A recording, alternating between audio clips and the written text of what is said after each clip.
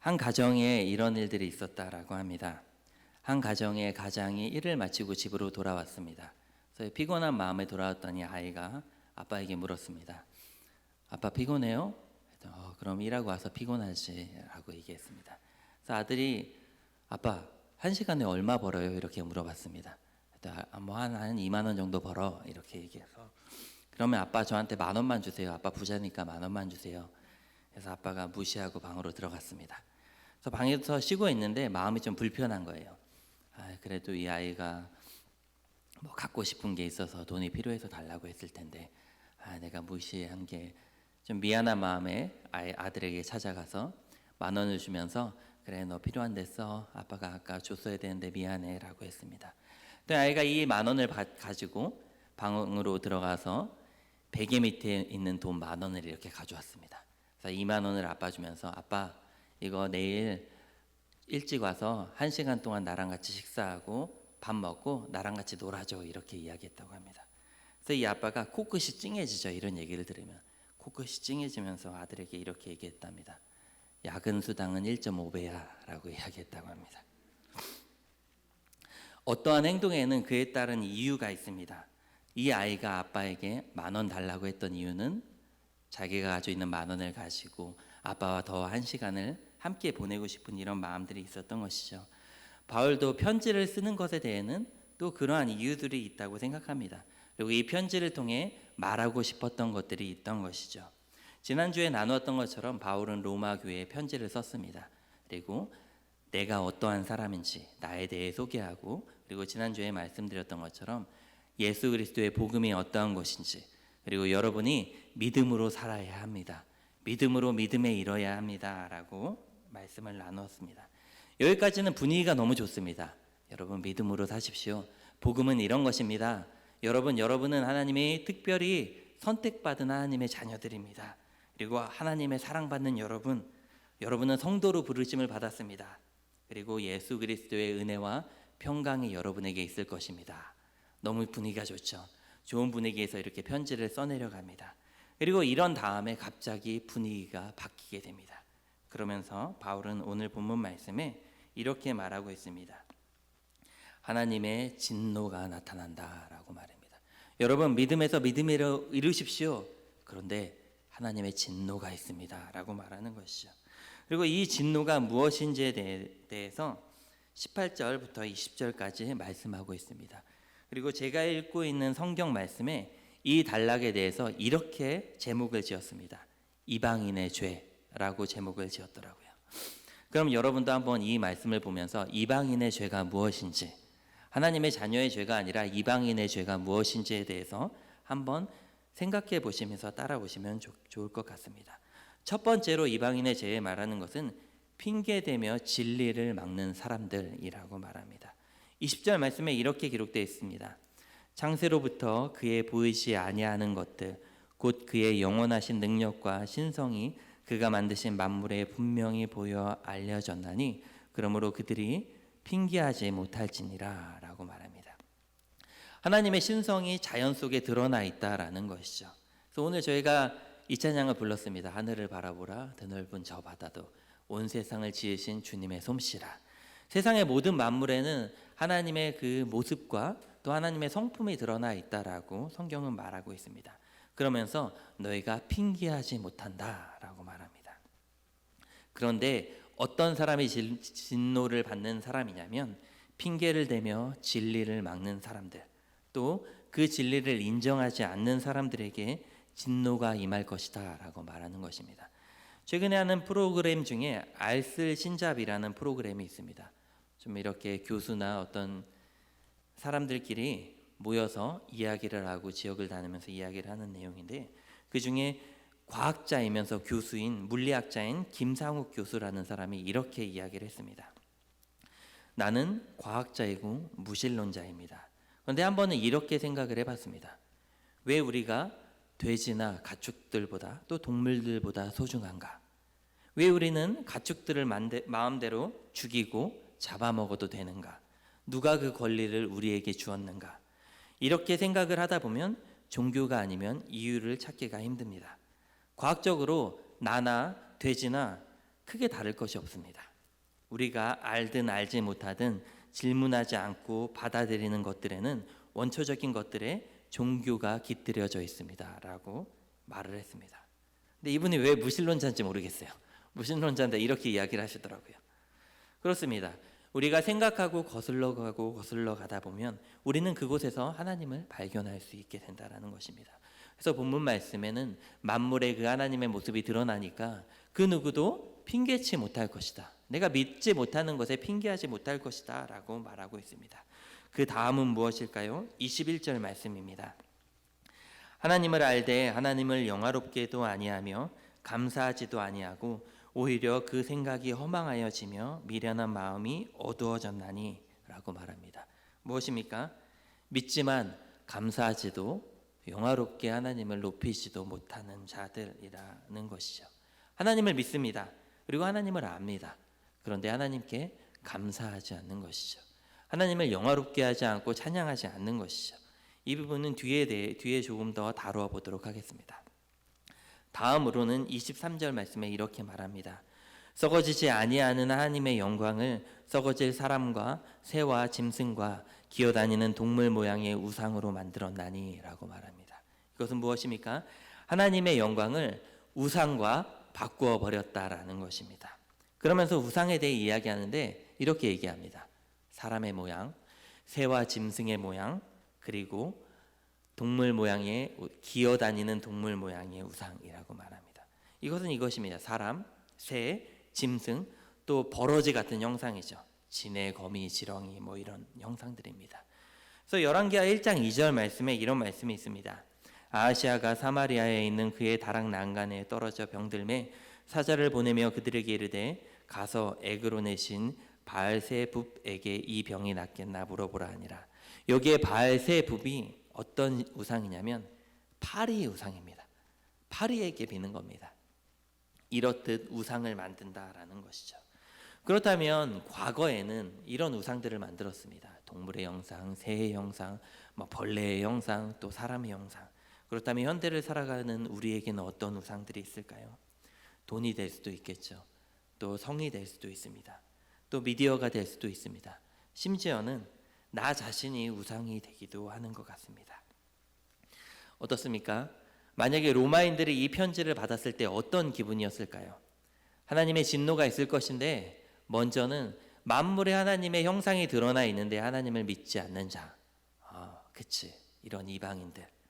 그리고 하나님을 믿지만 감사하지 않고 하나님을 영화롭게 하지 않는 자들. 그리고 우상을 만드는 사람들.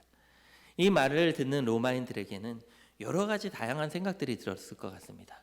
정말 이방인들을 향한 말이기도 하지만 또 지금 나에게도 하는 말처럼 들리지 않았을까라는 생각이 듭니다. 여러분은 어떤 생각이 드십니까? 나 자신에게는 이것이 어떤 의미가 있는지도 한 번쯤 생각해 보셨으면 좋겠습니다. 이것은 이방인들에 대한 이야기이기도 하지만 믿고 있는 우리 성도들을 향한 경고의 메시지이기도 합니다. 하나님은 살아있어. 의심하지 마. 그리고 감사하며 하나님을 영화롭게 하는 삶을 살아야 돼. 그리고 우상을 숭배하지 말아야 한다라는 것이죠. 그런데 그 징계의 방법이 참 이상합니다. 그런 자들에 대해서 그냥 내버려 두신다라는 것이죠. 내버려 두신다. 내버려 두시면 어때서? 이렇게 생각하실지도 모르겠습니다. 저희 집에 콘솔 게임기가 하나 있습니다. TV랑 이렇게 연결해서 하는 게임기인데 가끔 아이들하고 집에서 쉬는 날이 게임을 합니다. 자동차 게임도 있고요. 귀여운 캐릭터가 뛰어다니는 이런 게임도 있습니다. 근데 오늘 아침에 아내에게 전화가 왔습니다. 여보, 둘째가 게임 시켜달라고 하는데 어떻게 해야 돼? 라고 저한테 물어봅니다. 그래서 하라고 해. 노는 날이고 어린이날이니까 하라고 해. 라고 했습니다. 별로 대수롭지 않게 이야기한 거죠. 저희 쉬는 날에 가끔 3, 40분 이렇게 하니까 괜찮겠지 이런 생각을 했습니다. 그런데 아내가 이렇게 이야기합니다. 첫째야 3학년이니까 게임을 해도 별로 상관이 없고 이게 삶에 그렇게 영향력을 끼치지 않는데 둘째는 나이도 6살 어리고 얼마 전에 어린이집 선생님하고 상담을 갔는데 선생님이 이런 얘기를 했다고 합니다. 둘째가 친구들하고 잘 지내고 싹싹하고 착하고 좋은데 가끔 게임을 많이 하나 봐요. 게임 얘기를 많이 합니다. 이런 얘기를 했다고 합니다. 게임을 하면서 친구들하고 뭐 마리오 카트를 했는데 뭐 운전 슝, 뭐 코비에 모험을 했는데 받아라, 뭐 이렇게 칼로 뭐 이런 걸 한다고 합니다. 그 얘기를 두면서 그냥 내버려 두는 것이 참 위험할 수 있겠다라는 생각들을 하게 됩니다. 내버려 두는 것은 어떻습니까? 분별력이 있으면 상관이 없을지 모르겠습니다. 자기가 자기를 조절하고 분별력이 있다면. 하지만 분별력이 없으면 문제가 발생하죠. 그냥 내버려 두면 내가 조절하지 못하면 그로 인해 여러 가지 문제점들이 발생할 수 있는 것이죠. 그런데 하나님께서는 하나님을 믿으려 하지 않고 감사와 영화롭게 하지 않고 우상을 만드는 자들에게 그냥 그들을 내버려 두겠다라고 합니다. 그렇다면 그들을 어디에 내버려 두시냐? 첫 번째로 정욕에 내버려 두신다라고 합니다. 24절 말씀에 그러므로 하나님께서 그들을 마음의 정욕대로 더러움에 내버려 두사 그들의 몸을 서로 욕되게 하게 하셨으니 라고 말합니다. 그들의 정욕에 그냥 내버려 두시는데 여기에서 바꾸다라는 말이 3번 나옵니다. 23절 말씀에 하나님의 영광을 우상으로 바꾸고 25절 말씀에 진리를 거짓된 것으로 바꾸고 26절 말씀에 성적인 질서를 비정상적인 것으로 바꾼다라고 말합니다. 이렇게 내버려 둔다라는 것은 올바른 것들이 잘못된 것들로 바뀌어 간다라는 것입니다. 그리고 두 번째로 부끄러운 욕심에 내버려 둔다라고 합니다. 이것은 성적인 욕심을 말합니다. 26절에서 27절까지 말씀에 기록되어져 있습니다.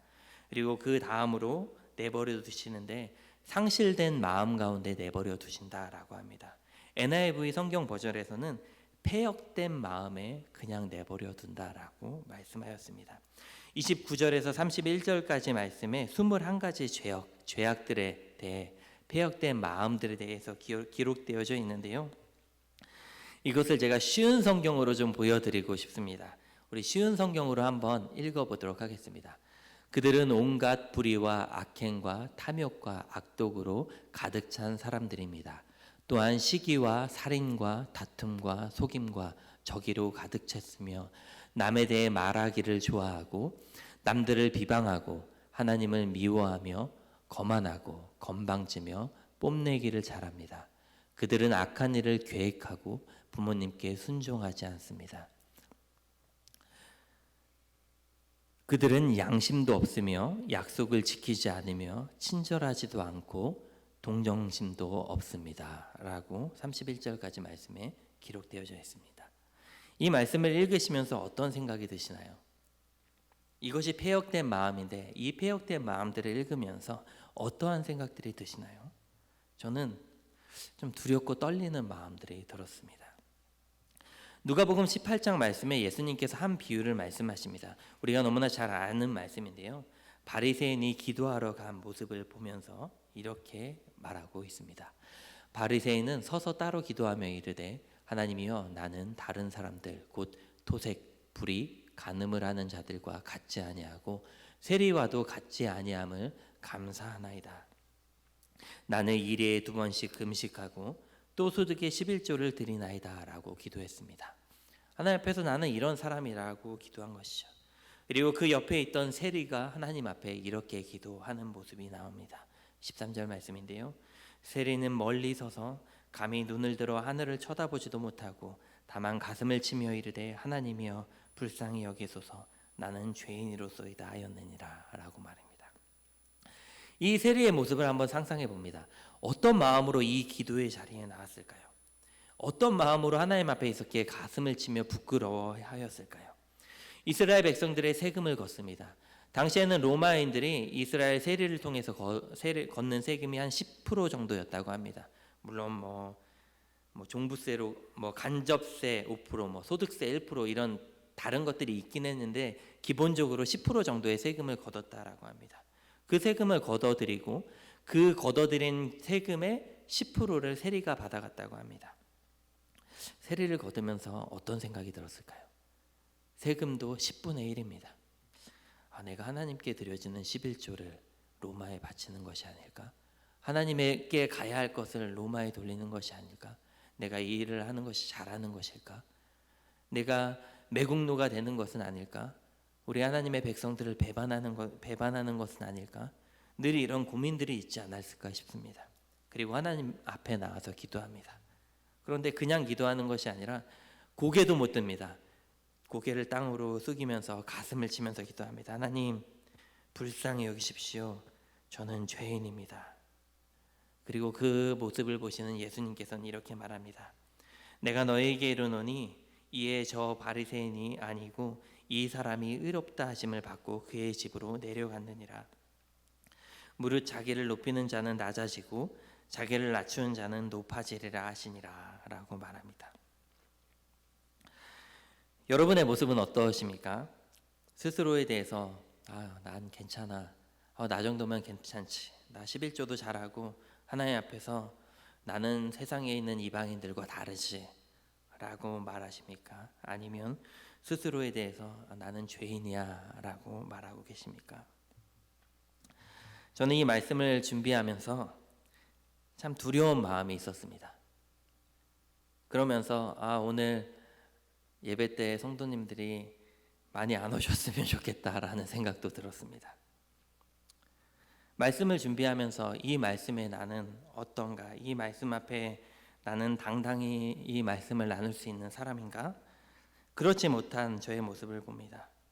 가끔 스스로 저 자신에 대해 나 정도면 괜찮지, 나 정도면 신앙생활 잘하고 있지, 나도 이만큼 하나님께 드리고 있잖아 라고 생각할 때가 있습니다. 말로는 나는 죄인이야 라고 말하지만 때때로 죄인이라고 생각하지 못하고 살아갈 때가 너무나 많이 있습니다. 그렇지만 또 어떨 때는 이 세리처럼 내가 죄인인 것을 깨닫지 못하고 내가 잘못한 것들에 대해서 되새기며 생각하지 못하고 내가 이것을 잘한 것일까? 내가 이때 이렇게 행한 것이 올바른 행동일까? 라고 스스로 반문하지 못하고 깨닫지 못하고 이렇게 넘겨버릴 때가 있었던 저의 모습들을 봅니다. 우리는 늘 주님 앞에 깨어 있어야 한다라고 생각합니다. 그리고 성경에 이렇게 오늘 하신 이 말씀처럼 29절에 31절 이 말씀을 보면서 우리는 생각해야 합니다. 나는 잘하고 있는가? 말씀을 보면 지난주처럼 믿음으로 믿음에 이르고 믿음으로 사셔야 됩니다. 하나님께서 저에게 말씀하시는 대로 우리에게 주시는 그 깨달음을 순종하고 반응해야 합니다 라고 말하는 것은 어쩌면 조금은 쉬운 부분이 아닐까라는 생각이 듭니다. 그런데 오늘 이 말씀처럼 적나라하게 죄악들을 나열하며 말씀하실 때 너희 안에 있는 불의와 악행, 탐욕, 악독, 시기, 살인, 하나님을 미워하고 거만하고 건방지며 뽐내기를 잘하고 악한 일을 계획하고 부모를 순종하지 않고 양심도 없고 약속을 지키지 않으며 친절하지 않고 동정심도 없는 자, 이런 자들이 내어버려놓은 자라라는 말씀을 나누면 참 쉽지가 않습니다. 이렇게 살아가야 하는데 그렇지 못하는 저희의 모습들이 보이는 것이죠. 여러분, 우리가 이러기 위해 힘쓰셨으면 좋겠습니다. 우리 안에 좀 더 겸손함이 필요하죠. 그리고 늘 깨어서 점검해야 합니다. 세리가 그러했듯이 말입니다. 오늘 본문 말씀 1장 25절 말씀에 이렇게 말합니다. 이는 그들이 하나님의 진리를 거짓 것으로 바꾸어 피조물을 조물주보다 더 경배하고 섬김이라. 그러면서 뒤에 이렇게 말합니다. 주는 곧 영원히 찬양할 이시로다. 아멘. 그들이 이렇게 우리가 죄악을 향하여 나아갈지라도 우리가 좀 깨어있지 못하고 우리가 어쩌면 스스로에 대해서 잘 돌아보지 못할지라도 이 세상 가운데 온전히 영원히 찬송 받으실 분은 하나님입니다. 우리가 찬양하지 않더라도 찬양 받으실 분입니다. 우리가 그럼에도 잊지 않고 하나님을 기억하셨으면 좋겠습니다.